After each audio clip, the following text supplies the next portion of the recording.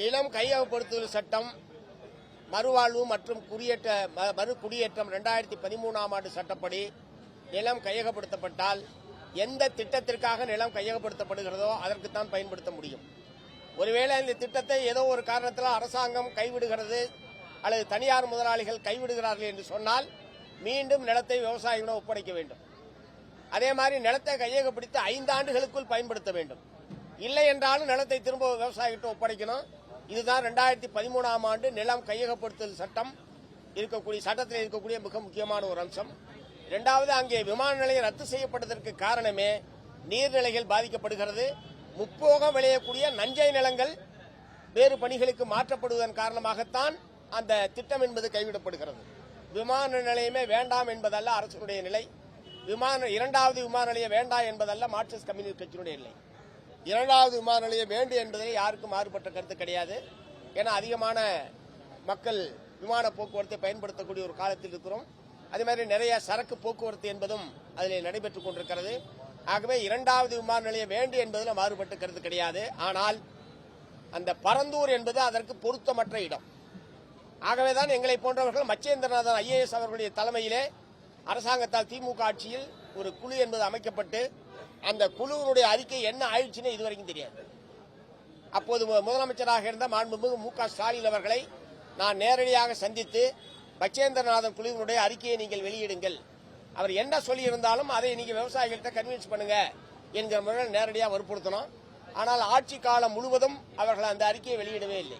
ஒரு குறிப்பிட்ட திட்டம் சம்பந்தமாக அதற்கான சாத்தியக்கூறுகள் சம்பந்தமாக ஆய்வு செய்யப்பட்ட அறிக்கையை வெளியிடாமல் மூடி மறைப்பதனுடைய நோக்கம் என்ன? அறிக்கையை கொடுத்து 2 வருஷம் அதுக்கு பிறகு ஆட்சியில் இருந்தாங்க. ஆனா அவங்க வெளியிடவே இல்லை.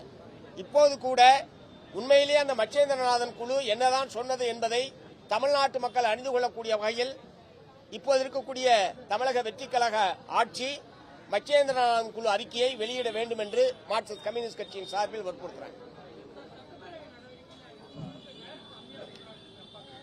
இல்லைங்க, நேரமே கொடுக்கறது இல்லைன்னு சொல்றேன். எப்பயாவது தான் கொடுக்கிறாரு. என்னங்க,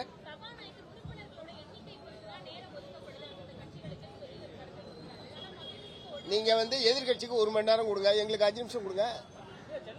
நீங்க சொல்ற வாதத்துக்கு ஏத்துக்கிறேன். சட்டமன்ற உறுப்பினர் எண்ணிக்கை வைத்து தான் நேரம் ஒதுக்கப்படும் என்பதில் எந்த மாறுபட்டும் கருத்து கிடையாது. எங்களுக்கு 5 நிமிஷம் கொடுங்க, ஆளுங்கட்சிக்கு 1.5 மணி நேரம் கொடுங்க, எதிர்கட்சிக்கு 1 மணி நேரம் கொடுங்க. நேரமே பல நாட்கள் நேரமே கொடுக்கவில்லை என்பதுதான் எங்களுடைய குற்றச்சாட்டு.